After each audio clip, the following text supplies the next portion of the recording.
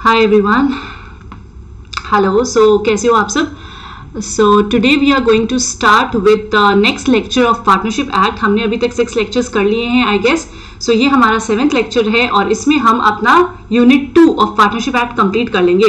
जिसने भी मेरे पुराने लेक्चर्स नहीं देखे हैं, kindly please go back to my channel and please वहां पे मेरे सारे लेक्चर्स अवेलेबल है, काइंडली वॉच दैट। और अगर आपको मेरे नोट्स चाहिए तो डिस्क्रिप्शन पे लिंक गिवन है, वो लिंक को ज्वाइन कीजिए and there you can find all the notes and the classes links and the links for all the classes as well. Okay, तो let's move on without wasting any time, let's continue with the chapter now. तो आज हम unit 2 of partnership act finish कर देंगे। There are only 8 sections that are still remaining. हमने अभी तक section number 30 तक सब कुछ कर लिया था। सेक्शन नंबर 30 हमारा जो लास्ट हमने किया था वो था हमारा माइनर से related which we have done and so now we will be doing from section number 31 to 37 which is there in your book to 38. Okay, till 38 which we are going to do. Okay, so let's start with the first section which is section number 31. तो देखो section number 31 क्या कहता है। Section number 30 तक हमने किया था यार, राइट। सेक्शन नंबर 31 हमारा कहता है न्यू पार्टनर के बारे में, दैट इज कि admission of a new partner. जब हमारे पार्टनरशिप के अंदर व्हाट आर द कॉन्सिक्वेंसेस। 31 से लेके 38 तक बेसिकली जो सेक्शंस है वो हमारा डील करता है with the change in the firm, मतलब कि आपके फर्म के कॉन्स्टिट्यूशन में चेंजेस। फॉर एग्जाम्पल पार्टनर का आना, पार्टनर का जाना, किसी को एक्सपेल कर देना, कोई इंसॉल्वेंसी हो जाना, इस तरीके से जितनी भी चेंजेस हमारे फर्म के कॉन्स्टिट्यूशन में होती है वो सारी चीजें हमारा कहां डिस्कशन होता है, सेक्शन नंबर 31 से लेके सेक्शन नंबर 38 तक। Got it? So section number 31 हमारा बात कर रहा है रिगार्डिंग द न्यू पार्टनर। तो न्यू पार्टनर का मतलब क्या हो गया? Suppose in a firm there is A, B and C और हमने डी को, नया पार्टनर है, डी को हमने एडमिट किया। अब जब हम डी को एडमिट करते हैं तो हमारा लॉ क्या कहता है, डी का क्या राइट्स है, डी का क्या लाइबिलिटीज है, वगैरह वगैरह हम इस सेक्शन में बात करेंगे। तो प्लीज यहां देखना, सब्जेक्ट टू द कॉन्ट्रैक्ट। अब जब मैं यहां पे सब्जेक्ट टू द कॉन्ट्रैक्ट के बारे में बोल रही हूं, you can see this right, subject to the contract. ये इसीलिए इंपॉर्टेंट है, मैंने आपको पहले भी बताया है। सब्जेक्ट टू द कॉन्ट्रैक्ट का मतलब होता है हमेशा, क्या होता है इसका मतलब? I hope you all can see this, just give me a second.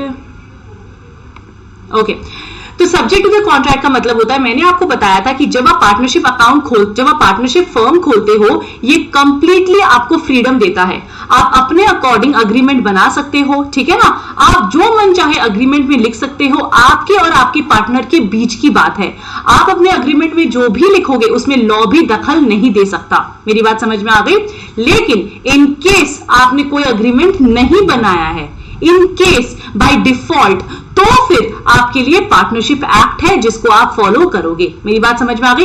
इसीलिए मैंने लिखा है सब्जेक्ट टू द कॉन्ट्रैक्ट, मतलब कि अगर तो कॉन्ट्रैक्ट नहीं बनाया गया है, अगर तो subject to the contract between partners and section 30 आपका वही जो आपका डील करता है विद राइट्स, माइनर्स का बेनिफिट से रिलेटेड डील करता है, उसको भूल जाइए एक बार।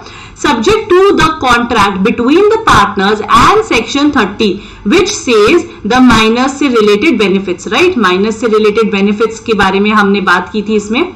No partner can be a partner without the consent of the existing partners. Number 1 point, please याद रखना कि आपको अगर कोई भी पार्टनर को अपनी पार्टनरशिप फर्म में लेके आना है तो आपको कंसेंट चाहिएगा ऑल द पार्टनर्स का, आपको सारे पार्टनर्स का कंसेंट लेना जरूरी है। So the most important point जो हमने पढ़ा है वो है consent of all the partners is required, point 1। Second, acts done before the entry is not liable. इसका मतलब क्या हुआ, प्लीज यहां देखना। सपोज फॉर एग्जाम्पल आपका 1/1/2021 में आपने एक न्यू पार्टनर को एडमिट किया था, न्यू पार्टनर को आपने एडमिट किया था 1/1/2021। Okay, now what happened? अब इसके बाद जितने भी कांड किए जाएंगे, इसके बाद जितने भी एक्ट्स, जितने भी ट्रांजैक्शंस किए जाएंगे, ठीक है ना, उन सब की जिम्मेदारी किसकी होगी? ए, बी और सी की तो होगी ही, लेकिन साथ ही साथ डी की भी होगी, क्योंकि डी हमारा नया पार्टनर है। समझ में आया ना? मतलब 1/1/2021 के बाद जितने भी एक्ट्स होंगे, जितने भी कांड किए जाएंगे आपके फर्म में, उन सब की जिम्मेदारी अकेला ये तीनों नहीं लेगा, ये भी लेगा, क्योंकि ये नया पार्टनर आ चुका है। बट अगर इसके पहले कोई कांड होता है, अगर इसके पहले का कोई एक्ट्स होता है, कोई ट्रांजैक्शंस होता है, कोई लॉसेस होता है, तो क्या हमारा डी उसको बेयर करेगा? Is D responsible for this? No. तो हमारा डी यहां वाले एक्ट्स के लिए रिस्पॉन्सिबल नहीं है, नॉट लायबल। क्या मेरी बात समझ में आ गई? तो डी क्या होगा?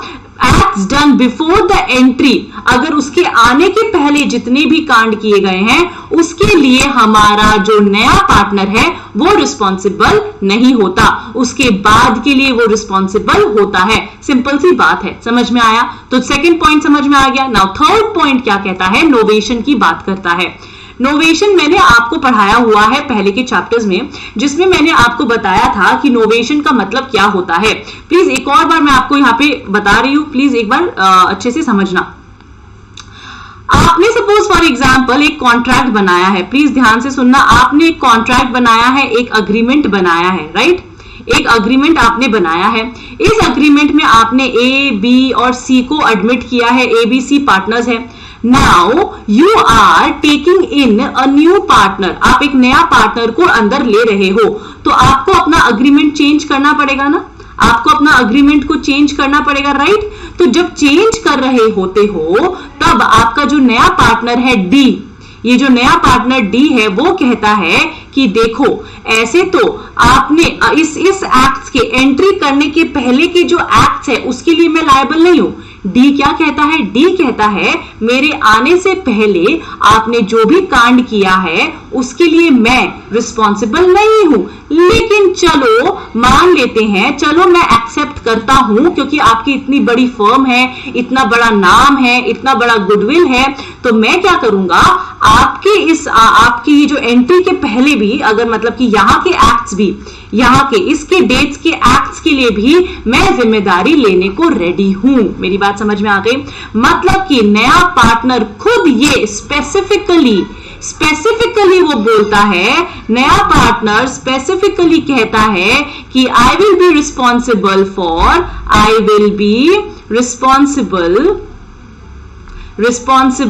For acts done before entry. मतलब जो मेरी एंट्री के पहले जो एक्ट्स हुए हैं उसके लिए भी मैं रिस्पॉन्सिबिलिटी लेता हूं भाई साहब। तो तब आपका नोवेशन यूज होगा। नोवेशन का मतलब आप अग्रीमेंट को चेंज करोगे, अग्रीमेंट को पूरा का पूरा चेंज करके उसमें वो नया क्लॉज स्पेसिफिकली डालोगे जिसमें ये लिखा जाएगा कि not just A, B and C but also D is responsible for all the acts that is done even before the entry of the new partner. क्या मेरी बात समझ में आ गई? एंट्री के पहले भी जितने एक्ट्स हैं वो भी आपने रिस्पॉन्सिबिलिटी ले ली है। तो novation substituted liability, new agreement उसके लिए जरूरी होता है स्पेसिफिकली। मेरी बात समझ में आ गई? इजी ना? तो ये दोनों चीज आपको क्लियर हो गया। तो आपके ये जो सेक्शन नंबर 31 है उसमें बेसिकली और कुछ भी नहीं है, इट्स जस्ट दैट कि आपका नया पार्टनर आने के लिए आपको कंसेंट चाहिए, नया पार्टनर आने के लिए आपको कंसेंट चाहिए, और उसके पहले बाय डिफॉल्ट कोई भी एक्ट्स के लिए रिस्पॉन्सिबल नहीं है अनलेस एंड अनटिल नोवेशन का यूज किया गया है, जहां पे उसने स्पेसिफिकली मान लिया कि मैं सारी जिम्मेदारी लेने को रेडी हूं, पहले की, पुराने की, आने वाले की, सारे। मेरी बात समझ में आ गई? क्या क्लियर हो गया? चलो let's move ahead with section number, next section, that is retirement of partners. very important, please यहां ध्यान से सुनना। रिटायरमेंट में कुछ सारी बातें हैं जो आपको ध्यान देनी है, वो सारी बातों पे एकदम फोकस करेंगे कि क्या क्या सारी बातें हैं ना। अगर सपोज कोई पार्टनर रिटायर करता है, यहां पे 2-3 बातें बताऊंगी, प्लीज ध्यान से सुनना।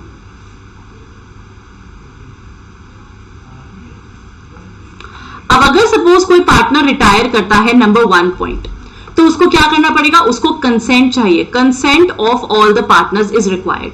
Consent of all partners required. ठीक है ना? पहली बात समझ में आ गई? Is required.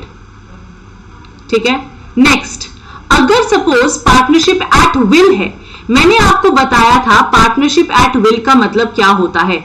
अगर पार्टनरशिप एट विल है मतलब कि मैंने बताया था ना, पार्टनरशिप एट विल का मतलब होता है कि सारे जने आते हैं, मिलके पार्टनरशिप खोलते हैं और वो लोग क्या कर सकते हैं, अपनी मर्जी से फर्म को छोड़ के भी जा सकते हैं, उनको सिर्फ नोटिस देने की जरूरत है। सारे पार्टनर्स को इन्फॉर्म करना है कि देखो भाई साहब मैं हैंडल नहीं कर पा रहा हूं पार्टनरशिप, मुझे ये पार्टनरशिप छोड़ के जाना है, तब उनको कंसेंट की इतनी जरूरत नहीं है। लेकिन अगर वो पार्टनरशिप एट विल नहीं है तब आपको कंसेंट की जरूरत है। क्या मेरी बात समझ में आ गई? अगर पार्टनरशिप एट विल है तब क्या होगा, तब आप पार्टनरशिप रिटायर कर सकते हो।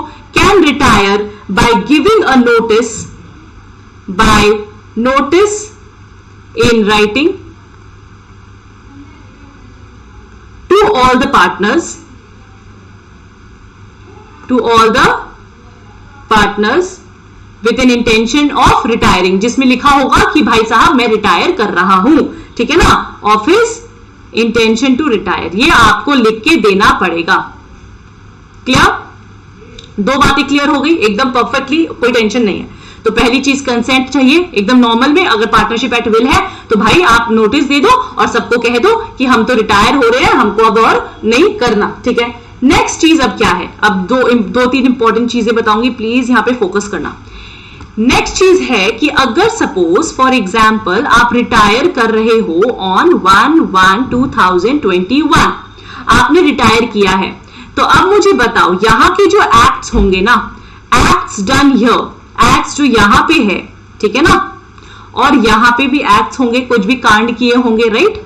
तो अब मुझे बताओ कि ये जो रिटायरिंग पार्टनर है, जो पार्टनर रिटायर कर रहा है, यहां पे उसकी रिस्पॉन्सिबिलिटी होगी, यहां पे उसकी रिस्पॉन्सिबिलिटी होगी, कैसे होगी प्लीज मुझे बताइए कैसे होगी। I know you are answering yourself, आपको पता है आंसर कि जितने भी एक्ट्स उसने पहले किए हैं रिटायरमेंट से पहले, उसके लिए वो रिस्पॉन्सिबल होगा ना, रिस्पॉन्सिबल। जितने भी एक्ट्स उसने रिटायरमेंट से पहले किए हैं उन सारे एक्ट्स के लिए वो रिस्पॉन्सिबल होगा, एब्सोल्युटली रिस्पॉन्सिबल होगा। लेकिन अगर सपोज उसके रिटायरमेंट के बाद कुछ कांड किए जाते हैं, कुछ एक्ट्स किए जाते हैं, कुछ लॉसेस होता है फर्म को, तो उन सारे एक्ट्स के लिए, लॉसेस के लिए आपका रिटायरिंग पार्टनर रिस्पॉन्सिबल नहीं होगा। सो यहां पे क्या होगा, नॉट रिस्पॉन्सिबल। आपको दिख रहा होगा, आई होप, नहीं दिख रहा है तो कोई नहीं, यहां पे मैं सिर्फ नॉट रिस्पॉन्सिबल ही लिख रही हूं। चलो जी, समझ में आया आपको? देखो नॉट रिस्पॉन्सिबल, क्या नॉट, वो फिर रिस्पॉन्सिबिलिटी नहीं होगी उसकी। नेक्स्ट, अब क्या है उसके बाद, अब छोटी सी और बातें हैं, लेट्स सी, दो तीन बातें और हैं, प्लीज यहां देखना।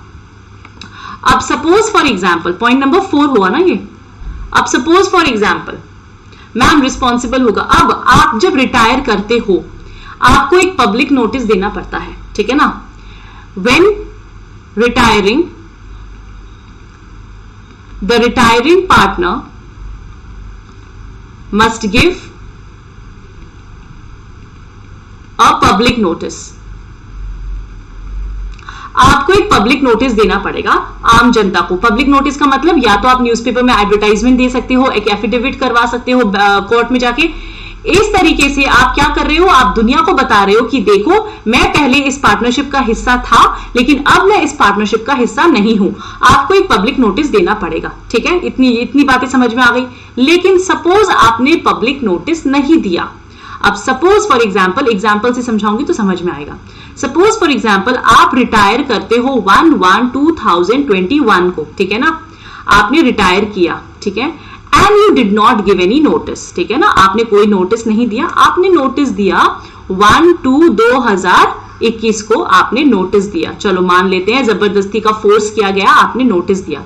अब मुझे बताओ यहां पे जो एक्ट्स है उसके लिए रिस्पॉन्सिबिलिटी बताना, यहां पे जो एक्ट्स है उसके लिए रिस्पॉन्सिबिलिटी बताना, और यहां के एक्ट्स के लिए रिस्पॉन्सिबिलिटी मेरे को बताना कि अगर सपोज फॉर एग्जाम्पल ये यहां पे जो भी कांड किए गए हैं क्या उसके लिए मेरा रिटायरिंग पार्टनर रिस्पॉन्सिबल होगा क्या? यस, आपको पता है रिटायरमेंट से पहले जितने भी एक्ट्स है उसके लिए वो रिस्पॉन्सिबल होगा ही।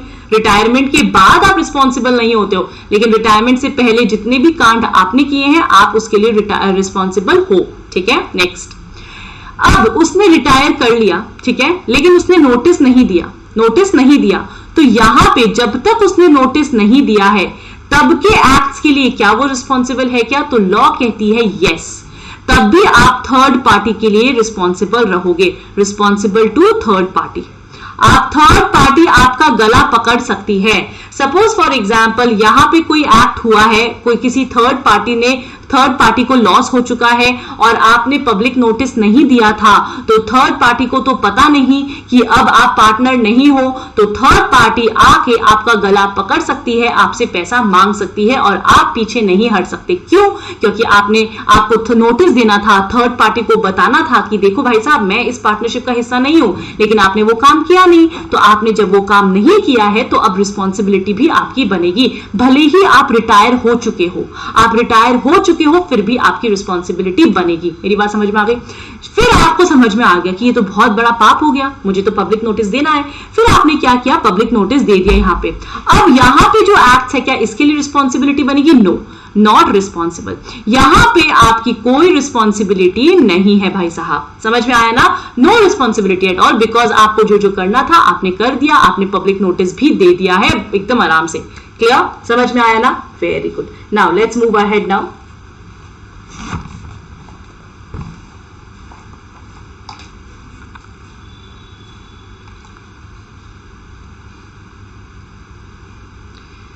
ओके, आगे क्या है? अब आगे देखो, एक आपका आगे और भी बातें हैं। Let's just do this. Tenancy right के बारे में पढ़ते हैं, फिर मैं आपको एक केस स्टडी बताऊंगी यहाँ पे। Just give me a second. Okay, now suppose for example एक और एग्जाम्पल लेते हैं। आपका एक पार्टनरशिप फर्म था ए, बी एंड सी, ठीक है? ठीक है, ये आपका पार्टनरशिप फर्म था। नाउ हुआ क्या था? ए के पास एक बहुत अच्छा बिल्डिंग था, ठीक है ना? ए के पास एक बहुत अच्छा बिल्डिंग था, ठीक है? इस बिल्डिंग को एक ए ने इस बिल्डिंग को किसको दे दिया? यूज करने दिया टू एबीसी कि चलो भाई साहब क्यों बिजनेस का ऑफिस, नया ऑफिस क्यों लेते, ये बिल्डिंग मेरे वेकेंट पड़ी है तो इसको हम यूज कर लेंगे। ये बिल्डिंग वेकेंट थी, ठीक है ना? तो इसको ए ने क्या किया? ए की बिल्डिंग थी ये, ए ने उसको एबीसी को यूज करने को दिया। तो एबीसी बदले में क्या देती थी उसको एबीसी बदले में रेंट देती थी ना, रेंट तो देगी, ऑफ कोर्स बिल्डिंग यूज हो रहा है तो ए को अलग से रेंट मिलता था, ठीक है ना? ये पार्टनरशिप का शेयर नहीं है, अलग से एज एन एक्सपेंस ए को रेंट मिलता था। अब हुआ क्या? अब आपका ए रिटायर कर गया, ए रिटायर हो रहा है, ठीक है ना? ए रिटायर हो चुका है। नाउ प्लीज टेल मी, ए जब रिटायर हो जाएगा तो उसको क्या प्रॉफिट मिलेगा क्या? आफ्टर रिटायरमेंट उसको प्रॉफिट नहीं मिलेगा, उसको कोई भी बेनिफिट्स मिलेंगे क्या? बेनिफिट्स उसको कोई भी नहीं मिलेंगे उसको। लेकिन ये रेंट जो है, क्या उसको ये रेंट भी नहीं मिलेगा क्या? क्योंकि बिल्डिंग तो आप अब भी यूज कर रहे हो, तो क्या रेंट मिलेगा या नहीं मिलेगा? ऑफ कोर्स रेंट मिलेगा।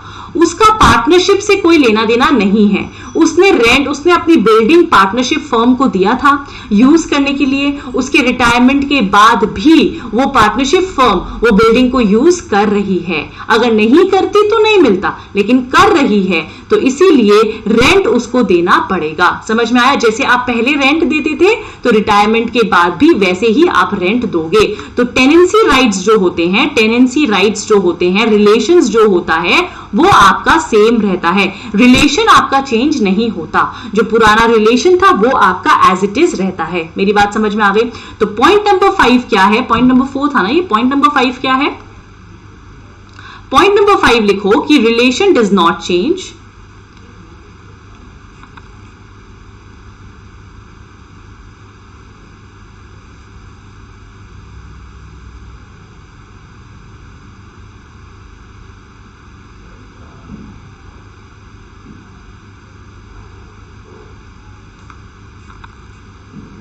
does not change with respect to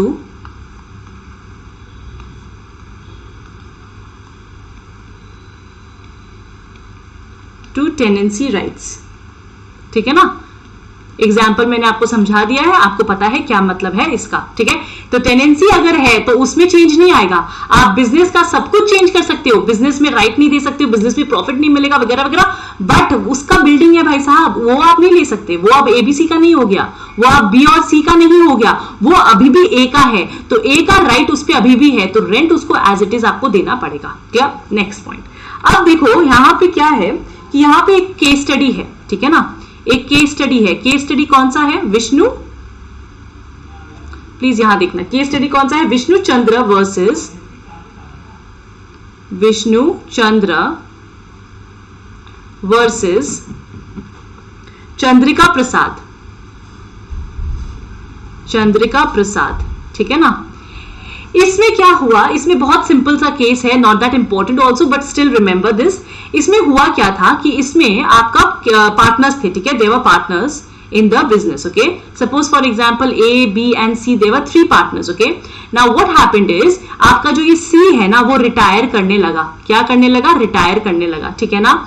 अब C जब रिटायर करने लगा था तो अब सबने कहा कि अब बिजनेस तो बंद करना पड़ेगा।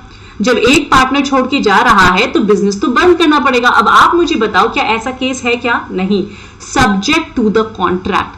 अगर सपोज आपके कॉन्ट्रैक्ट में लिखा है कि अगर कोई रिटायर करता है देन क्लोज द बिजनेस, अगर आपके कॉन्ट्रैक्ट में लिखा है कि अगर कोई पार्टनर रिटायर करता है देन क्लोज द बिजनेस, तब तो ठीक है, तब आपको बिजनेस बंद करना पड़ेगा। लेकिन अगर सपोज कॉन्ट्रैक्ट में ऐसा कुछ नहीं लिखा है, तब क्या होगा? तब क्या बिजनेस कंटिन्यू रह सकती है क्या? यस। अगर ए एंड बी कहते हैं कि we are capable enough to continue the business, then the business will continue, no one can change that. क्या मेरी बात समझ में आ गई? तो विष्णु चंद्र एंड चंद्रिका प्रसाद में यही था कि वो बोल रहे थे कि बिजनेस को बंद करो, लेकिन फिर बाकी के पार्टनर्स कह रहे थे कि we can continue the business, we are capable enough to continue the business. तो फिर लॉ ने कहा कि अगर आपके कॉन्ट्रैक्ट में स्पेसिफिकली ये लिखा नहीं है कि रिटायरमेंट के बाद बिजनेस को क्लोज करना है तो फिर नहीं होगा क्लोज। अगर बाकी के पार्टनर्स केपेबल इनफ है और वो एक्सेप्ट करते हैं, कंटिन्यू करना चाहते हैं, तो दे कैन कंटिन्यू, ओके। तो क्या लिखेंगे आप पॉइंट नंबर 6 में कि इफ, पॉइंट नंबर 6 में क्या लिखेंगे? In the event of retirement, business does not come to an end but subject to the contract। subject to the contract मैं हमेशा क्यों लिख देती हूं? क्योंकि अगर कॉन्ट्रैक्ट में मेंशन्ड है तो भाई साहब आपको वही वैसा ही करना पड़ेगा। कॉन्ट्रैक्ट में नहीं है तो फिर आप नहीं करना है। तो मैं आपको क्या बोली थी, अगर कॉन्ट्रैक्ट है, अग्रीमेंट है, तो आपका ये पार्टनरशिप एक्ट में जो भी लॉज है वो छोड़ दो, आपके कॉन्ट्रैक्ट के according you will follow everything and the law can't even come in between. But if there is no contract related to this clause, then you will have to follow whatever is written in the act। Are you getting my point? Perfect। Now चलो आगे एक और छोटा सा point है जो मैं आपको बताना चाहती हूँ, बहुत इंपॉर्टेंट पॉइंट है। नाउ प्लीज यहाँ पे देखिए। नाउ सपोज फॉर एग्जाम्पल, इसमें भी एक एग्जाम्पल लेते हैं। सपोज फॉर एग्जाम्पल, ठीक है, आपका और आंसर कीजिएगा because you are seeing my lecture, you can answer on your own and you can just see if you all are understanding the points which I am telling you और not. जितने भी points मैं आपको बता रही हूँ आपको समझ आ रहा है या नहीं। ना सपोज फॉर एग्जाम्पल आपका यहाँ पे 1/1/2021 को एक पार्टनरशिप फर्म है ए बी एंड सी, ठीक है ना, ये आपका फर्म है। इसमें से आपका ए क्या करता है? रिटायर कर लेता है, ठीक है, on 1/1/2021। Clear? Now what happens now? He does not give any public notice, no public notice, उसने कोई पब्लिक नोटिस नहीं दिया। ये बात समझ में आ गई, ठीक है। अब एक नया क्लाइंट आता है, एक नया कस्टमर या क्लाइंट बोल लो, एक नया कस्टमर है या क्लाइंट है, उसका नाम है डी, ठीक है ना। इस डी को क्या करना है? डील करनी है विद द फर्म, डील करनी है। इस डी को पता है पार्टनर्स कौन कौन है, इस डी को पता है partners are B and C. D को पता नहीं है कि ए कभी पार्टनर था या ए पार्टनर है या ए का कोई लेना देना है। मेरी बात ध्यान से सुनना। डी यहाँ पे एक नया कस्टमर है, पोटेंशियल कस्टमर है, ठीक है ना। डी ए फर्म के साथ डील करने आया, बिजनेस करने आया है, ठीक है। डी को ये बात नहीं पता कि ए कभी पार्टनर था। डी को ए के बारे में कुछ नहीं पता, डज नॉट नो एनीथिंग,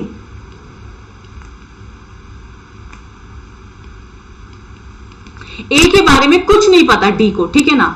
अब उसने क्या किया, उसने बी और सी को सिर्फ देखा था और बी और सी से उसने क्या किया, कॉन्ट्रैक्ट कर लिया। क्या मेरी बात समझ में आ रही है? उसने बी और सी को देखा था और बी और सी से उसने क्या किया, कॉन्ट्रैक्ट कर लिया। क्लियर?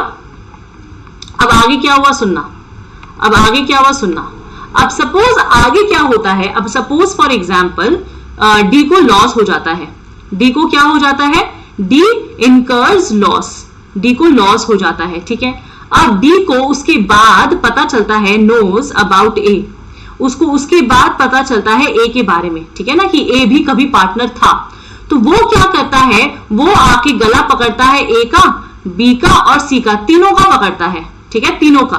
अब मुझे बताओ, क्या ए इसमें रिस्पॉन्सिबल होगा? क्या ए लायबल है? क्या ए लायबल है? क्या जल्दी से बताओ। बी और सी तो लायबल है ही, उसको तो उसका लॉस रिकवर करके देना ही पड़ेगा, लेकिन क्या ए लायबल है? क्या आपका आंसर होगा, मैम पब्लिक नोटिस नहीं दिया है तो ए लायबल होगा, बिकॉज उसने पब्लिक नोटिस नहीं दिया है तो ए आपका लायबल होगा। आपको आपका आंसर यही होने वाला है कि सिंस उसने पब्लिक नोटिस नहीं दिया तो ए लायबल होगा। लेकिन लॉ कहती है कि डी ने जब कॉन्ट्रैक्ट किया था, डी अननोन था ए के बारे में, ए के बारे में वो जानता ही नहीं था। जब उसने कॉन्ट्रैक्ट किया था तो ए से उसको लेना देना नहीं था, ए के बारे में वो जानता नहीं था, इसको ये भी नहीं पता था कि ए कभी पार्टनर था भी, उसको कुछ नहीं पता था। तो इसीलिए जब उसको पता ही नहीं था ए के बारे में, तो अब हम ए को रिस्पॉन्सिबल नहीं मानेंगे। तो यहां पे क्या लिखेंगे, नॉट रिस्पॉन्सिबल, ए आपका रिस्पॉन्सिबल नहीं होगा। समझ में आया? Even when public notice is not given, public notice नहीं दिया हुआ है फिर भी हम नहीं मानेंगे, बिकॉज ए के बारे में वो नहीं जानता था। समझ में आया? तो इसमें आप क्या लिखोगे, इसका क्या पॉइंट लिखोगे, प्लीज यहां देखना, पॉइंट नंबर 7 था, राइट? प्लीज सी, इसमें क्या है, इसमें होगा retired partner will not be liable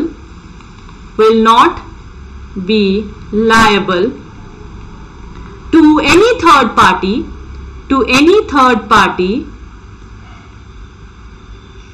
if the latter का मतलब अगर ये third party deals with the firm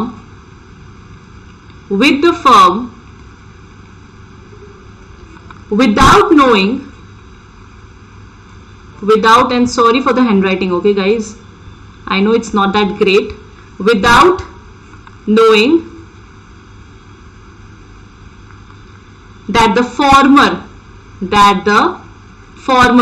का मतलब retiring partner, without knowing that the former was a partner, उसको जब पता ही नहीं था तो फिर अब हम उसको रिस्पॉन्सिबिलिटी क्यों दे, क्योंकि उसके बेसिस पे तो वो एंटर नहीं किया। होता है ना कि ए पार्टनर था इसलिए मैं आया था, मुझे क्या पता था ए पार्टनर ही नहीं है, ऐसा तो नहीं है। ठीक है, समझ में आया आपको ये वाला चीज?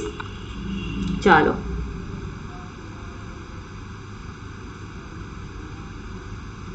क्या, तो 3-4 बातें मैंने आपको कही थी। यहाँ पे पब्लिक नोटिस वाला भी बात मैंने आपको बता दिया कि पब्लिक नोटिस उसने जब तक नहीं दिया तब तक क्या होगा, कहां गया पब्लिक नोटिस वाला बात, लिखा है ना मैंने, उसको पब्लिक नोटिस देना पड़ेगा, और अगर उसने जब तक पब्लिक नोटिस नहीं दिया है तब तक उसकी रिस्पॉन्सिबिलिटी बनी रहेगी। He will be liable to the third party until the public notice is served.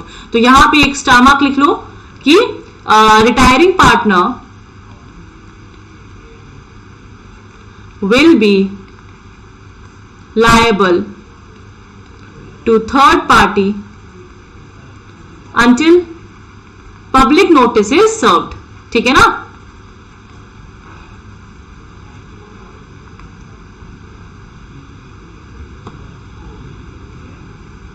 Clear, समझ में आया?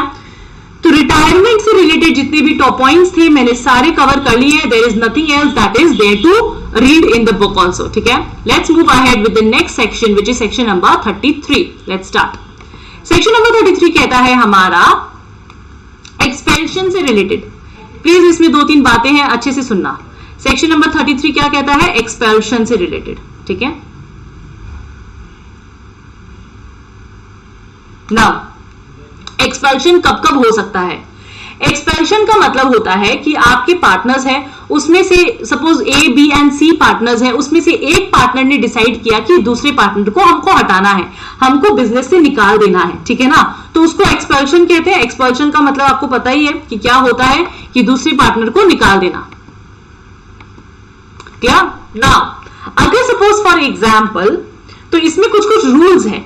रूल नंबर 1 क्या है कि आप तभी एक्सपेल कर सकते हो जब आपके एग्रीमेंट में लिखा हो, मतलब कि the power of expulsion must be there in the contract between the must exist in the contract between the partners. तो जो पावर है, जो पावर एक्सपेल करने का है, power of expulsion must exist in the contract between partners के बीच में जो कॉन्ट्रैक्ट है उसमें आपका ये पावर होना पड़ेगा। मतलब कॉन्ट्रैक्ट में स्पेसिफिकली रिटन होगा कि yes the partners can expel. समझ में आया? नेक्स्ट, चलो ये तो आपको समझ में आ गया। जब आप एक्सपेल करते हो तो वो एक्सपल्शन आपका कैसे होगा? By majority of the partners. मतलब कि एक अकेला इंसान एक्सपेल नहीं कर सकता, आपको कंसेंट चाहिए ऑफ मेजॉरिटी। तो क्या होगा? Consent from majority of the partners, majority of partners, ठीक है ना। जो मेजॉरिटी है सपोज 6 है, तो 6 में से एटलीस्ट 4 का आपको चाहिए, ठीक है, 4 का कंसेंट चाहिए to expel someone. Clear? Next क्या है? ये जो आप एक्सपेल कर रहे हो ना, ये आपका गुड फेथ में होना चाहिए। मतलब कि must be exercised in good faith. मैं आपको समझाती हूं गुड फेथ का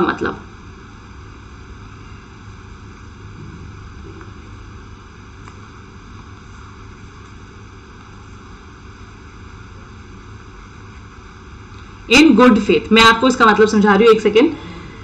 अगर ये तीनों चीज आपका ठीक है और आपको एक अपॉर्चुनिटी टू हर्ट भी देना पड़ेगा।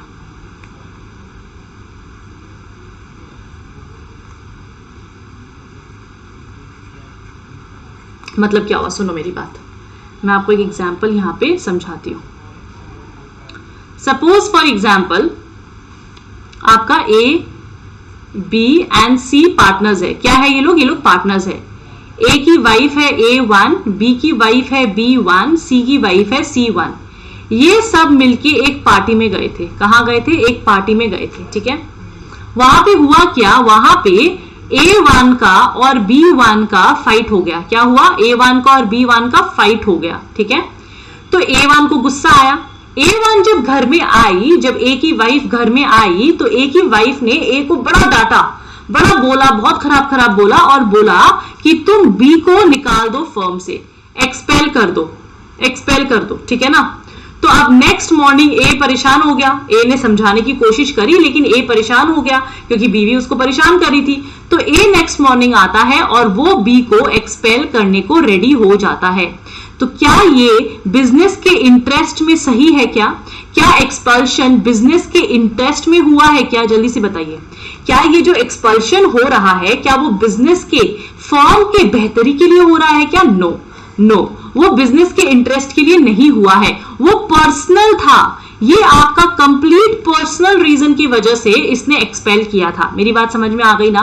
तो लॉ कहता है कि अब जब आप सबसे पहले तो आपको पावर चाहिए, तो वो आपका कॉन्ट्रैक्ट के अंदर होना चाहिए, ठीक है। चलो कॉन्ट्रैक्ट के अंदर हुआ तो आपको कंसेंट चाहिए from majority of the partners. तो चलो सी ने भी हाँ भर दी कि चलो ठीक है यार निकाल दो उसको, ठीक है ना। सी ने भी हाँ भर दी, लेकिन फिर आपको देखना है कि क्या वो एक्सरसाइज हुआ है in good faith. Good faith का मतलब in the interest of the business, मतलब in the interest of the business वो हुआ है या नहीं, बिजनेस की भलाई के लिए हुआ है या नहीं। अगर बिजनेस की भलाई के लिए नहीं हुआ है तो आप एक्सपेल नहीं कर सकते। मेरी बात समझ में आ गई ना। बिजनेस की भलाई के लिए होगा तो ही आप इसको एक्सपेल कर सकते हो। Next and most important thing, आपको अपॉर्चुनिटी टू बी हर्ड देना पड़ेगा। मतलब कि आप जब एक्सपेल कर रहे हो ए को, तो आपको उसको एक मौका देना पड़ेगा, अपना बात, अपनी सफाई, अपने आप को डिफेंड करने का एक मौका आपको देना पड़ेगा। समझ में आया ना। ना, उसकी बातें आपकी सुननी पड़ेगी, उसका क्या कहना है वो आपको सुनना पड़ेगा, उसके बाद ही आप डिसीजन ले सकते हो, उसके बाद ही आप उसको निकाल सकते हो। तो क्या मेरी ये सारी बातें समझ में आई? एकदम क्लियर है? बहुत इजी था, है ना? समझ में आया ना? तो ये सारी चीजें, पॉइंट्स इतने ही हैं एक्सपल्शन में, इससे ज्यादा कोई पॉइंट्स आपके एक्सपल्शन में नहीं है। एक और इंपॉर्टेंट छोटा सा पॉइंट है जो मैं आपको बता देती हूँ एक्सपल्शन में क्या है, प्लीज यहां देखना। अगर सपोज आपका एक्सपल्शन हो जाता है, ठीक है, तो will an expulsion end the partnership? No. Expulsion of a partner, expulsion of a partner does not end a partnership. वो आपकी पार्टनरशिप को एंड नहीं करती है, जैसे कि आपके एडमिशन या आपके रिटायरमेंट आपका पार्टनरशिप को एंड नहीं करता। अगर आपके बाकी के पार्टनर्स केपेबल है to run the business, to continue the business, तो वो आराम से कंटिन्यू कर सकते हैं, unless and otherwise provided, subject to the contract. लिख लेना भाई साहब, सब्जेक्ट टू द कॉन्ट्रैक्ट, मतलब कि अगर कॉन्ट्रैक्ट में लिखा है कि अगर आप किसी को एक्सपेल कर रहे हो, उसकी वजह से आपको बिजनेस बंद करना पड़ेगा, तो फिर तो बंद करना पड़ेगा, तब आपके पास भी ऑप्शन नहीं है। समझ में आया? क्लियर? बहुत बढ़िया। Let's move on to the next section, that is section number 34। छोटी छोटी सेक्शंस बचे हैं, जल्दी जल्दी कर लेते हैं, ज्यादा कुछ है नहीं, only 4-5 sections are left. Section number 34 क्या कहता है, प्लीज यहां देखना।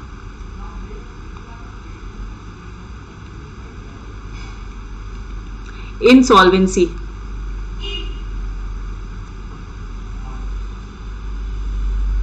ठीक है, अब इंसॉल्वेंसी का मतलब क्या होता है, ये मैंने आपके साथ ऑलरेडी डिस्कस कर लिया है।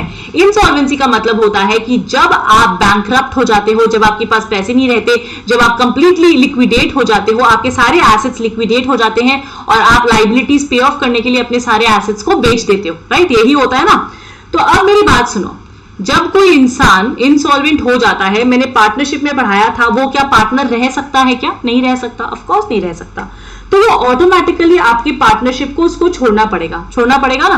तो पॉइंट नंबर 1 क्या है, प्लीज देखना, बहुत बहुत इजी है, वेरी इजी दीज टॉपिक्स, आपको अभी बैठे बैठे याद हो जाएगा। तो जब कोई पार्टनर इंसॉल्वेंट हो जाता है, तो can he continue to be a partner? No, he can not continue to be a partner. तो क्या लिखोगे? Insolvent partner cannot continue to be a partner, चलो ये बात तो आपको समझ में आ गई कि वो पार्टनर बनने लायक नहीं है, फिर उसको आपको पार्टनरशिप से हटाना पड़ेगा। बहुत बढ़िया।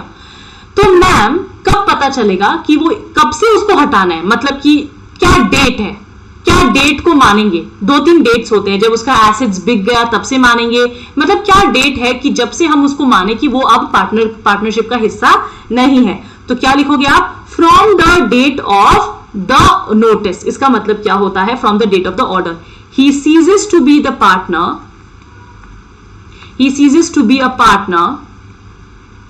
From the date of order. अब इसका मतलब क्या होता है? देखो, इंसॉल्वेंसी ना 2 तरीके से होती है, मेरी बात ध्यान से सुनना।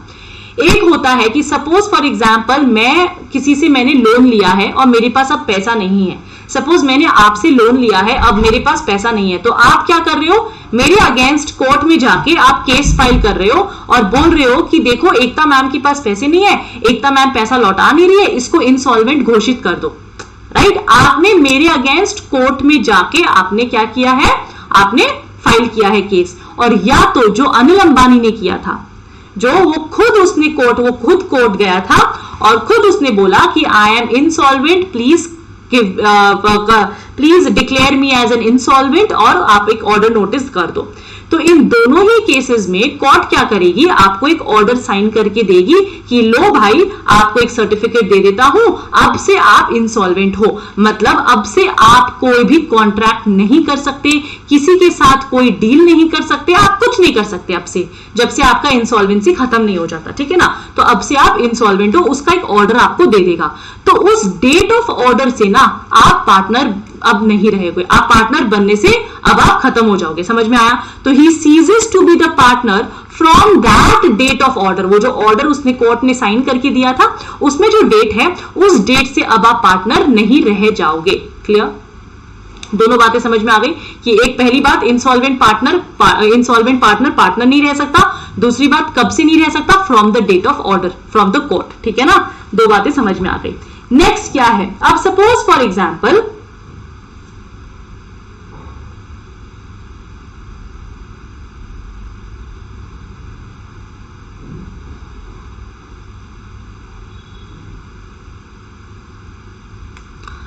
अब इसमें क्या है, अब मैंने आपको ऑलरेडी बहुत बार रेपिटेटिव चीजें आ रही है।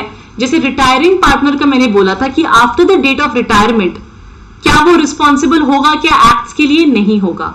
Before the date of retirement क्या वो एक्ट्स के लिए रिस्पॉन्सिबल होगा? क्या? हाँ होगा। तो क्या लिखेंगे हम? पार्टनर, द इंसॉल्वेंट पार्टनर, ये रिपीटेटिव है, देखो सेम है, shall be responsible, liable for acts done before the date of order, ठीक है ना? ऑर्डर के डेट के पहले जितने भी एक्ट्स किए गए हैं उन सब के लिए वो रिस्पॉन्सिबल होगा। ऑफ कोर्स आपको पता है उन सब के लिए वो रिस्पॉन्सिबल होगा, लेकिन क्या वो उसके बाद के लिए रिस्पॉन्सिबल होगा? क्या? नहीं। तो क्या लिखेंगे हम?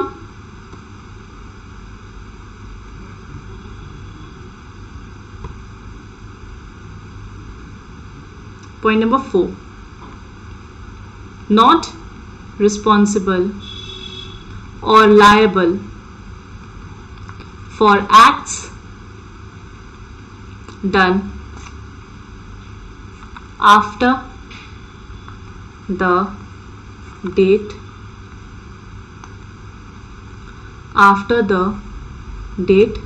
Of order.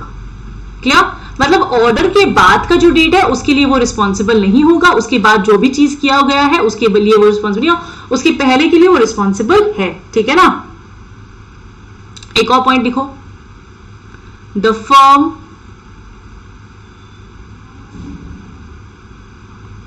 is also not liable for acts done by insolvent partner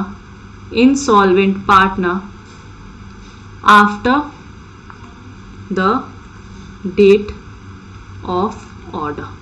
समझ में आया? मतलब क्या फर्म रिस्पॉन्सिबल होगा? सपोज फॉर एग्जाम्पल, एक एग्जाम्पल लेते हैं कि उसका इंसॉल्वेंसी का डेट ऑर्डर आ गया, ऑर्डर के बाद उसने क्या किया? अपने आप को पार्टनर बता के उसने किसी के साथ डीलिंग करी, ठीक है ना? अपने आप को पार्टनर बता के उसने किसी के साथ डीलिंग करी, कोई कॉन्ट्रैक्ट कर लिया, उस पार्टी को नहीं पता, सपोज फॉर एग्जाम्पल। तो क्या अब फर्म रिस्पॉन्सिबल होगा कि नहीं? फर्म कहता है कि जैसे वो रिस्पॉन्सिबल नहीं है वैसे ही मैं भी रिस्पॉन्सिबल नहीं हूं, वो कुछ भी करे वो अब मेरे पार्टनरशिप का हिस्सा नहीं है, तो वो कुछ भी करे अब मैं उसके लिए रिस्पॉन्सिबल नहीं हूं, वो खुद रिस्पॉन्सिबल है। समझ में आया ना? तो फर्म भी रिस्पॉन्सिबल नहीं है for acts done by the insolvent partner after the date of order. Clear? बहुत इजी था ये टॉपिक। See these are very small little things which are very easy and it is repetitive, it is the same thing. Retirement का भी same है, expulsion का भी same है और आपका इंसॉल्वेंसी का भी सेम है, just the sections are different. Last point बताऊंगी, क्या मेरा बिजनेस कंटिन्यू रहेगा? क्या? Yes, subject to the contract. कि अगर रिमेनिंग पार्टनर, तो इंसॉल्वेंसी का मतलब ये नहीं होता, इंसॉल्वेंसी का मतलब ये नहीं होता कि बिजनेस आपका एंड हो चुका है, कि बिजनेस आपका एंड हो चुका है। अगर रिमेनिंग पार्टनर अग्री करते हैं तो आपका बिजनेस कंटिन्यू रहेगा। If the remaining partner agrees to continue the business, तो बिजनेस आपका कंटिन्यू रहेगा। समझ में आया ना? तो business does not come to an end. ये वही चीज मैंने रिपीट कर दिया, रिपीट नहीं करना इसमें, ठीक है? सेम चीज है। Now let's move ahead with the next section which is section number 35। Only 3 more sections to go and then we will be done। Section number 35 क्या कहता है? प्लीज देखो, बहुत इजी है। Liability of state of the deceased partner.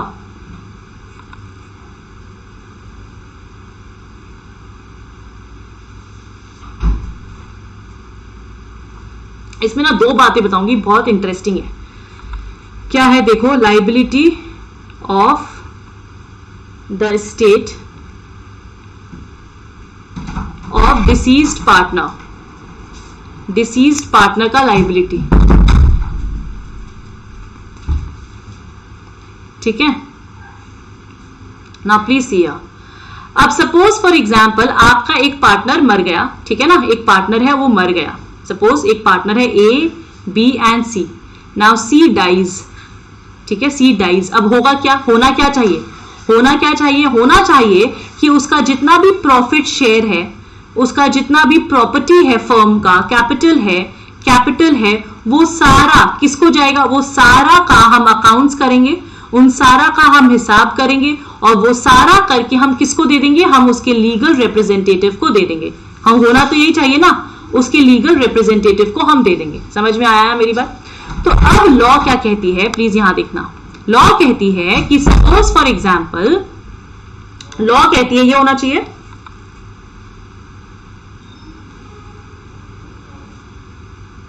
कि जब आपका कोई पार्टनर मर जाता है ना, जब आपका किसी पार्टनर का डेथ हो जाता है तो उसकी लाइबिलिटी, उसके स्टेट की लाइबिलिटी कब की है, उसकी स्टेट लाइबल है only for the acts, only for the acts done before the death. मतलब कि उसके डेथ के पहले के एक्ट्स में जितना भी अगर लॉसेस है, जितना भी लाइबिलिटी बनता है, उन सब के लिए उसकी स्टेट क्या होगी, लायबल होगी। लेकिन उसके डेथ के बाद कोई भी लाइबिलिटी, फ्यूचर ऑब्लिगेशंस के लिए कोई लाइबिलिटी नहीं है। No liability for future obligation. क्या मेरी बात समझ में आ गई? Future obligation. अब इसमें मैं आपको एक क्वेश्चन पूछना चाहती हूं, बहुत ही सिंपल सा क्वेश्चन है, प्लीज देखना। एक क्वेश्चन पूछूंगी, एग्जाम्पल है, बहुत अच्छा सा एग्जाम्पल आपके क्वेश्चन में दिया हुआ है। सपोज आपका एक फर्म है एक्स वाई एंड जेड, ठीक है ना। तो एक्स वाई एंड जेड है, ठीक है। एक्स ने क्या किया, 1/1/2021 को उसने एक ऑर्डर किया, उसने एक ऑर्डर किया फॉर गुड्स, ठीक है ना, ऑर्डर किया फॉर गुड्स। अब उसका डेथ हो गया ऑन 11/1/2021 एक्स डाइज। एक्स क्या होता है, एक्स मर जाता है। ऑर्डर की डिलीवरी आती है ऑन 25/1/2021। ऑर्डर की क्या आती है, डिलीवरी आती है, ऑर्डर डिलीवर्ड, ठीक है ना। तो अब ये जो ऑर्डर था वो किससे आया था, वो आया था सपोज बी से, ये आपका क्रेडिटर हुआ, क्रेडिटर, ठीक है।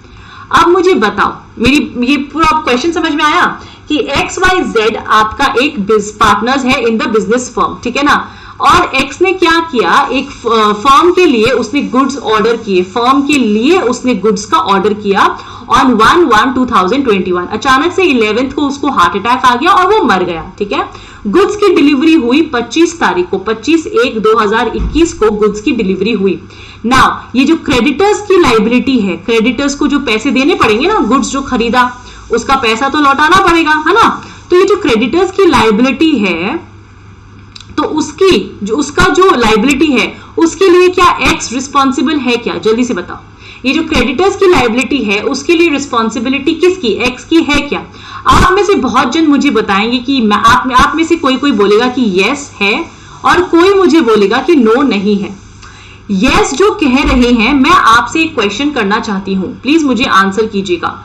आप कह रहे हो मैम उसके रहते रहते ऑर्डर हो चुका था, तो अब उसकी रिस्पॉन्सिबिलिटी बनेगी, मतलब उसके जो प्रॉपर्टी में से उसमें से भी पैसे जाएंगे, है ना, क्रेडिटर्स को पे करने पड़ेंगे। आपका कहना यही तो है ना। मैं आपको एक क्वेश्चन करना चाहती हूं कि 25 तारीख को गुड्स आया था, उसके बाद आपने गुड्स को बेचा था, उसमें से जो प्रॉफिट है क्या वो आपने एक्स को दिया? वापस से रिपीट कर रही हूं, 25 तारीख को गुड्स आया था, उस गुड्स को फिर आपने बेचा था, क्या वो गुड्स को जो आपने बेचा था, क्या वो प्रॉफिट आपने दिया एक्स को? आपका आंसर होगा नहीं दिया। तो फिर जब आपने प्रॉफिट शेयर नहीं किया, क्योंकि वो 25 तारीख को आया था, 25 तारीख के बाद ही आपका सेलिंग हुआ होगा, मतलब कि बेसिकली 11th के बाद जितना भी आपने सेल किया है, आपने किसी का प्रॉफिट एक्स को नहीं दिया, तो फिर किस हिसाब से आप क्रेडिटर का पैसा एक्स से ले रहे हो? मेरी बात समझ में आ गई ना। तो यहां पे आपका आंसर है नहीं, no, X is not liable. Why? X is not liable for the creditor, to the creditor. समझ में आया? एक्स आपकी लायबिलिटी नहीं, एक्स की लायबिलिटी नहीं बनती है। अब आपको रीजन समझ में आया ना। तो यहां पे ये वाला एग्जांपल बहुत अच्छा था, इसको नोट कर लेना। नेक्स्ट क्या है, एक और चीज मैं आपको पूछना चाहती हूँ, एक और क्वेश्चन है मेरे मन में। यस, अब मरने से पहले, अब मर गया, क्या पब्लिक नोटिस देना पड़ेगा क्या? तो पब्लिक नोटिस, डेथ के केसेस में आपको पब्लिक नोटिस देने की जरूरत नहीं है। No public notice required, no public notice required. क्या ये क्लियर हुआ? कोई डेथ के केसेस में पब्लिक नोटिस देने की कोई जरूरत आपको नहीं बनती, बराबर। Let's move ahead with the next. I hope आपको एकदम एक एक सेक्शन क्लियर हो रहा है। If yes, please like my class and please do comment and let me know if my classes are helpful or not to you because it gives me a motivation, okay? ताकि मैं और भी classes बनाऊं, वरना क्या होता है कि जनरली फिर मोटिवेशन नहीं मिलता है तो people tend to not work that much। तो अगर आप मुझे मोटिवेट करते रहोगे, मैं अच्छे अच्छे क्लासेस आपके लिए बनाती रहूंगी, तो इससे मुझे भी अच्छा लगेगा। So please do let me know if these classes are helping you और not. So let's move ahead with the next section, जो है हमारा section number 36। Only 3 sections more to go and then we are done with this chapter finally, okay? I know बहुत लंबा ton गया, I am very sorry, there were a lot of things going on, you all know कि बहुत सारी चीजें चल रही थी जिसकी वजह से मैं आपको नहीं करवा पाई। चलो जी,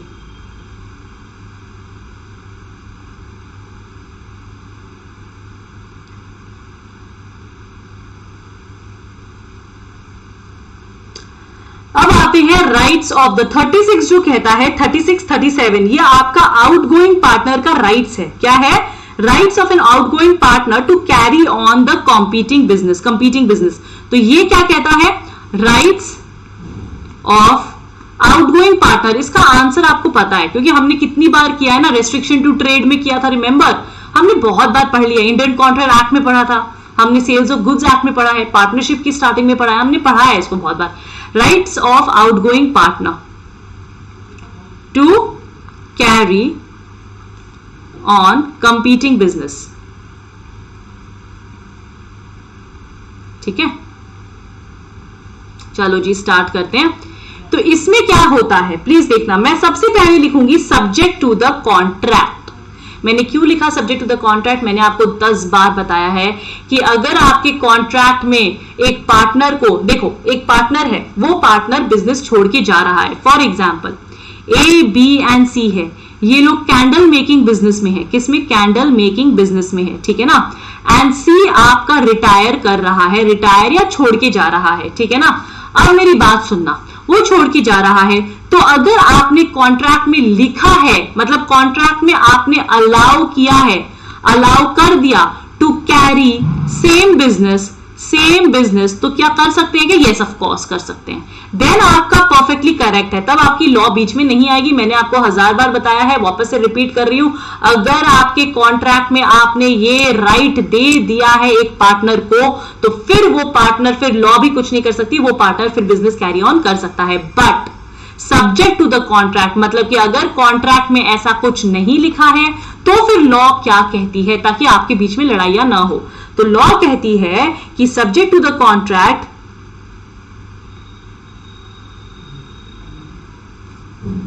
लिखो सब्जेक्ट टू द कॉन्ट्रैक्ट सबसे पहले, कि कॉन्ट्रैक्ट में लिखा है तो ठीक है, otherwise the outgoing partner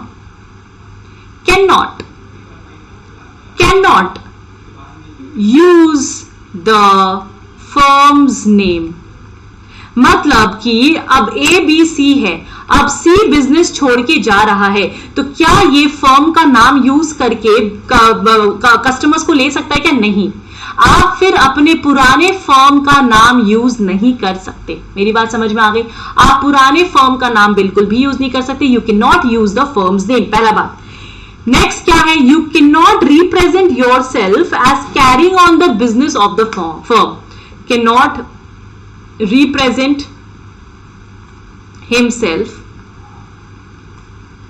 as carrying the business of the firm. मतलब क्या हुआ, मैं समझाती हूं। अब सपोज फॉर एग्जाम्पल मैं और आप एक इंस्टीट्यूट स्टार्ट किया, मैं भी पढ़ा रही हूं, आप भी पढ़ा रहे हो, ठीक है? हम दोनों पार्टनर्स हैं। आपने क्या किया, अचानक से पार्टनरशिप छोड़ दिया और आपने एक अलग इंस्टीट्यूट खोला। वहां जाके आप ये नहीं बोल सकते कि मैं एकता मैम के साथ पढ़ाता हूं, या पढ़ाती हूं, आप ये नहीं बोल सकते। आप मेरे फर्म का बिजनेस का नाम यूज नहीं कर सकते। You can not say that you are still running the business with me, आप ये बात नहीं कर सकते। आप अपने आप को मेरा पार्टनर नहीं बता सकते। आपने एक बार बिजनेस छोड़ दिया, उसके बाद आपका और मेरा रिश्ता खत्म, आप मुझे अपना पार्टनर नहीं बता सकते। Clear? You can not represent yourself as carrying on the business of the firm, that you are still carrying the business with me.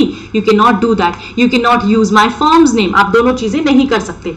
Next चीज एक और बहुत इंपॉर्टेंट है, you can not solicit the custom persons who are dealing with the firm before you cease to become the partner। मतलब क्या हुआ, जो बहुत लोग करते हैं, which is very very common these days, जो बहुत लोग करते हैं, और उसके लिए आपको अलग से लॉ बनाना पड़ेगा, अगर आपको कॉन्ट्रैक्ट बनाना पड़ेगा। अगर आपने कॉन्ट्रैक्ट में बना लिया है तो आप नहीं कर सकते। प्लीज यहां देखना, अगर सपोज फॉर एग्जाम्पल आप एक बिजनेस में काम करते थे, यहां पे मैं लिख रही हूं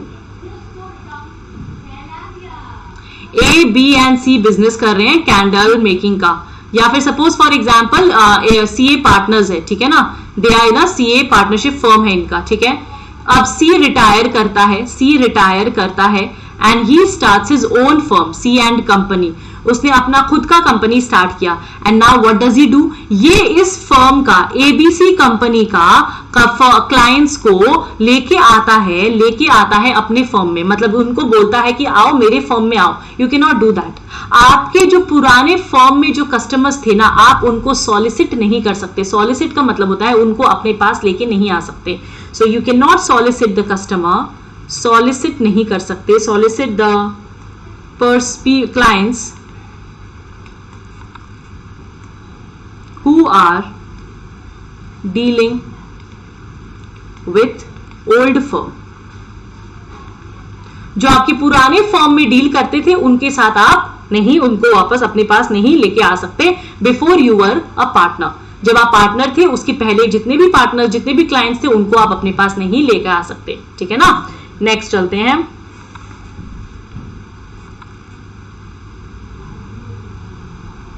अब आपको मैंने रेस्ट्रिक्शन टू ट्रेड में समझाया था, section number 27 of Indian contract act याद है।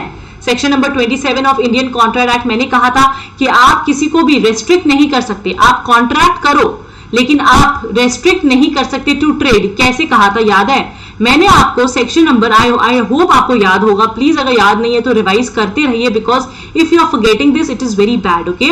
आपको भूलना नहीं है। सेक्शन नंबर 27 में मैंने आपको क्या कहा था कि रेस्ट्रिक्शन टू ट्रेड अलाउड नहीं है। रेस्ट्रिक्शन टू ट्रेड का मतलब क्या हो गया कि आप किसी इंसान को बिजनेस करने से नहीं रोक सकते। अब आप बोल रहे हो मैम यहां तो आप रोक रहे हो, बच्चा रोकने का मतलब हो गया कि आप अगर रोकते हो तो आपको दो बातों का ध्यान रखना है। आप उसको लाइफ टाइम नहीं रोक सकते एंड होल एरिया के लिए नहीं रोक सकते, होल ऑफ द एरिया के लिए नहीं रोक सकते। मतलब basically I know you are not understanding, अगर आपने रिवाइज नहीं किया है तो मतलब कि आप ये नहीं बोल सकते कि मतलब you can not see this, you can not work, you can not, suppose candle making का बिजनेस है, suppose I am taking a business, you can not work, you can not make candles, लिख देती हूँ, you can not sell candles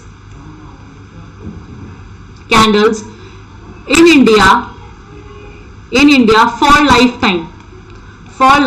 मतलब basically आपने क्या किया, basically आपने पूरा का पूरा एरिया को कवर कर दिया, पूरा इंडिया में रेस्ट्रिक्ट कर दिया और लाइफ टाइम के रेस्ट्रिक्ट कर दिया, लाइफ टाइम के लिए रेस्ट्रिक्ट कर दिया। ये चीज आप नहीं कर सकते, ये मैंने आपको बताया था, ये चीज आप नहीं कर सकते। आप क्या कर सकते हो, आप ये कह सकते हो कि you can not sell in Delhi for lifetime, आप ये कर सकते हो या तो, और एक पर्टिकुलर एरिया में आपने उसको रोका है, खाली एक पर्टिकुलर एरिया में आप रोक सकते हो लेकिन कंप्लीट एरिया में आप नहीं रोक सकते। या फिर आप ऐसे कर सकते हो, you can not sell in India for 2 years। मतलब मेरी बात समझ में आ गई, दोनों तरफ से आप उसको नहीं रोक सकते। आप ये बोल सकते हो कि पूरी की पूरी इंडिया में आप 2 साल तक काम नहीं कर सकते कैंडल मेकिंग का, और या तो आप सिर्फ दिल्ली में लाइफ टाइम काम नहीं कर सकते। दोनों में से एक चीज आप कर सकते हो लेकिन आप कंप्लीट रेस्ट्रिक्शन नहीं दे सकते।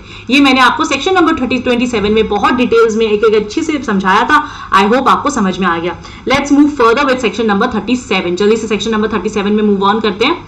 आई नो क्लास लंबी चली गई but I have no option because हम ऐसे ही पीछे जा रहे हैं, बहुत पीछे हैं हम।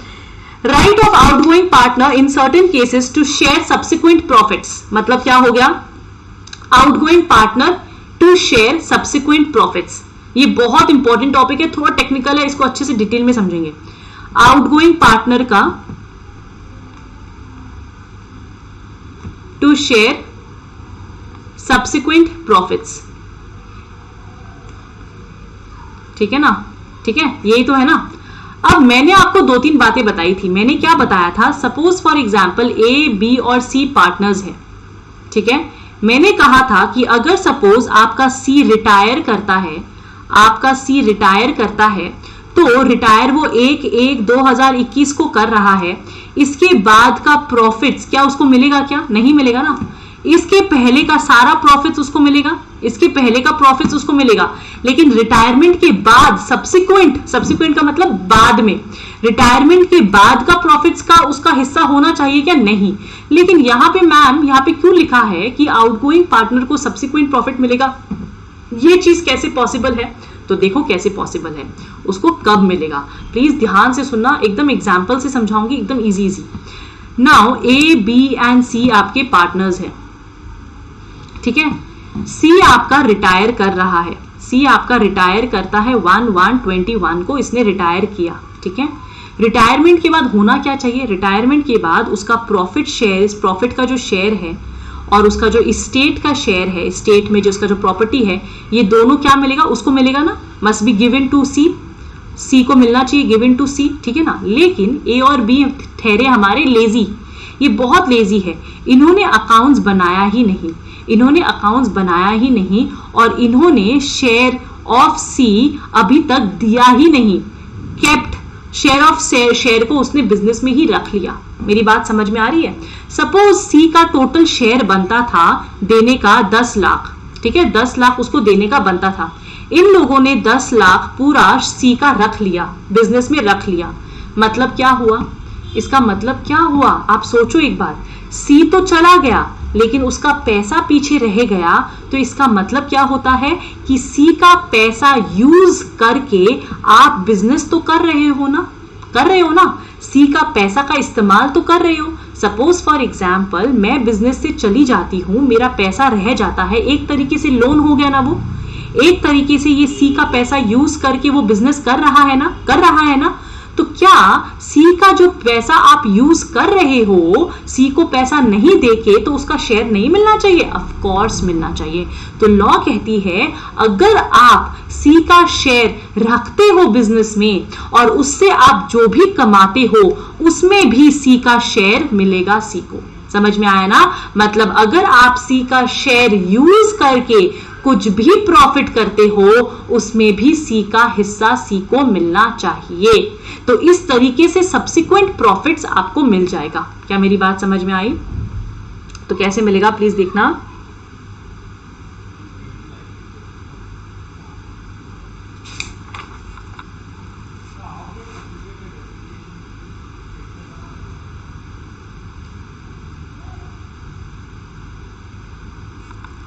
समझ में आया? सो यहां पे देखो क्या लिखोगे आप please, let's write, let's just right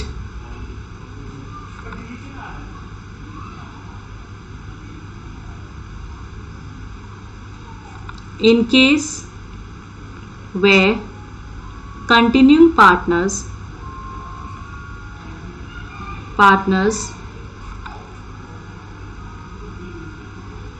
utilizes the assets of the retiring or deceased partner वो यूटिलाइज कर रहा है without settling the account, settling का मतलब समझ गए? आप सेटल ही नहीं कर रहे हो, लेजी हो आप, उसको पैसा ही नहीं दे रहे हो। Without settling the accounts then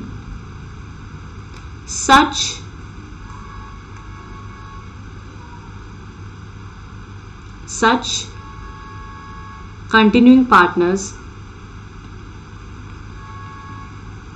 shall be liable to pay interest to the deceased representative or the retiring partner unless otherwise provided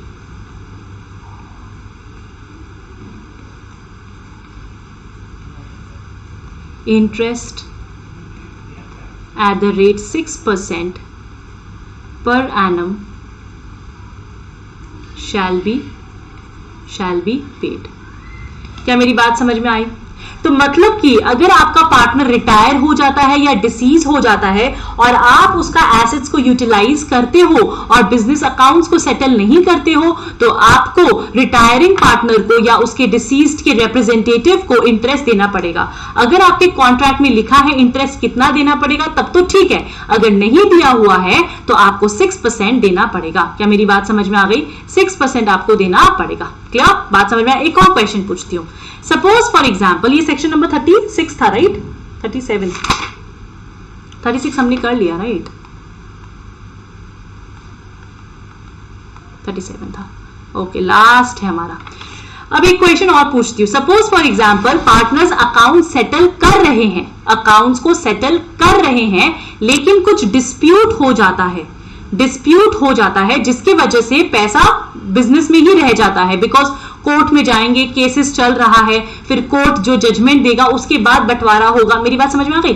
तो डिस्प्यूट की वजह से एसेट्स बिजनेस में रहता है, डिस्प्यूट की वजह से एसेट बिजनेस में रहता है, तो तब क्या इंटरेस्ट देना पड़ेगा? क्या नहीं, तब आपको इंटरेस्ट नहीं देना पड़ेगा, क्योंकि that was a dispute. Dispute की वजह से आपका बिजनेस में रह गया एसेट्स। ऐसा नहीं है कि आप रख रहे हो विदाउट सेटलिंग द अकाउंट्स, आप सेटल तो कर रहे हो, लेकिन कोई डिस्प्यूट आ गया, तब आपका कोई भी लायबिलिटी नहीं बनता फॉर द इंटरेस्ट। हाँ, अगर कोर्ट बोलती है कि नहीं देना पड़ेगा तब अलग बात है, otherwise not. Clear? Let's move on with the last section for the day. Section number 38 जो है हमारा revocation of continuing guarantee by change in the firm. बहुत ही इजी टॉपिक है।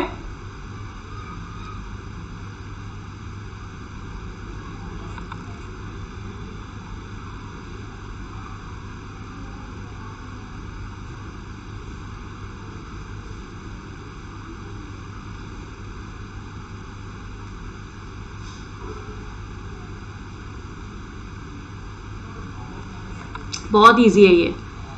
देखो,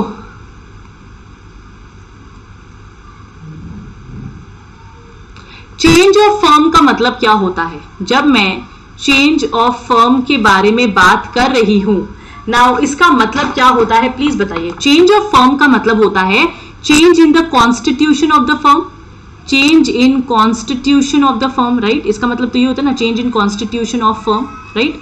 कॉन्स्टिट्यूशन का मतलब क्या हो गया? जैसे फॉर एग्जांपल एडमिशन के टाइम पे, रिटायरमेंट के टाइम पे, डेथ के टाइम पे, इंसॉल्वेंसी के टाइम पे, एक्सपल्शन के टाइम पे वगैरह वगैरह। मतलब कि आपके जो पार्टनर्स के बीच में जो भी पार्टनरशिप था वो आपका चेंज हो रहा है। इसका बेसिक मतलब तो यही होता है। नाउ सपोज फॉर एग्जांपल, मैं आपको एक एग्जांपल देती हूँ यहाँ पे। Let's take a new slide. यहाँ पे suppose A, B and C आपका एक पार्टनरशिप फर्म था, ठीक है ना?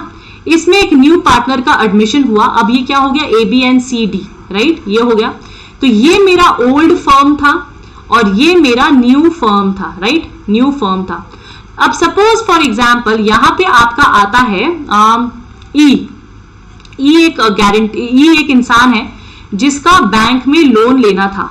तो यहां पे सी जो होता है ना, सी ये पार्टनरशिप जो है, ये ओल्ड फर्म जो है, इसने ई के बदले में गारंटी लिया था। क्या लिया था? ई के बदले में इसने गारंटी लिया था कि अरे भाई साहब बहुत अच्छा आदमी है, ई को आप लोन दे दो, बड़ा मजा आएगा, लोन दे दो, कोई दिक्कत नहीं है, ये पैसे लौटा देगा। आपने गारंटी दिया, राइट?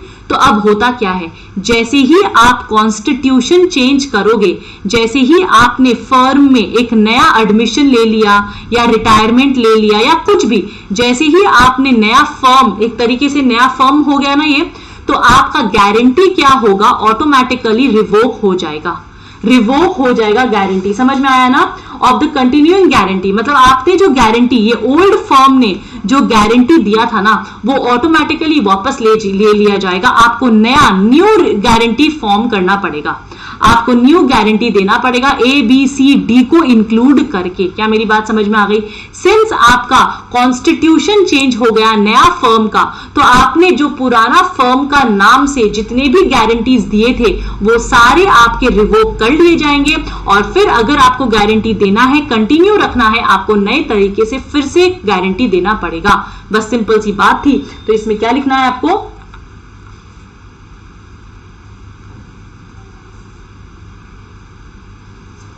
बहुत इजी सा लाइन है। क्या लिखना है आपको कि mere change in the constitution of the firm। Constitution का मतलब तो आप समझ गए, constitution of the firm revokes the guarantee of all future transactions, of all future transactions। समझ में आया ना? ऑटोमेटिकली, ठीक है ना? बस सिंपल सी चीज थी। तो यहां पे आपका सेक्शन नंबर 38 भी कंप्लीट हो चुका है। 31, 32 से लेके हमने 38 तक कंप्लीट कर लिया है। आई होप आपको सारी बातें समझ में आ चुकी होगी। In case you have any doubt, you can always drop a comment and I will try to answer it as soon as possible. And आप मेरे को रीच आउट कर सकते हो in my Telegram channel as well, which the link is given in the description. And ये सारे notes आपको मिल जाएंगे मेरे चैनल पे। Thank you so much for attending the class. It was very nice having you all, and see you in the next class. Thank you everyone. Bye bye. See you.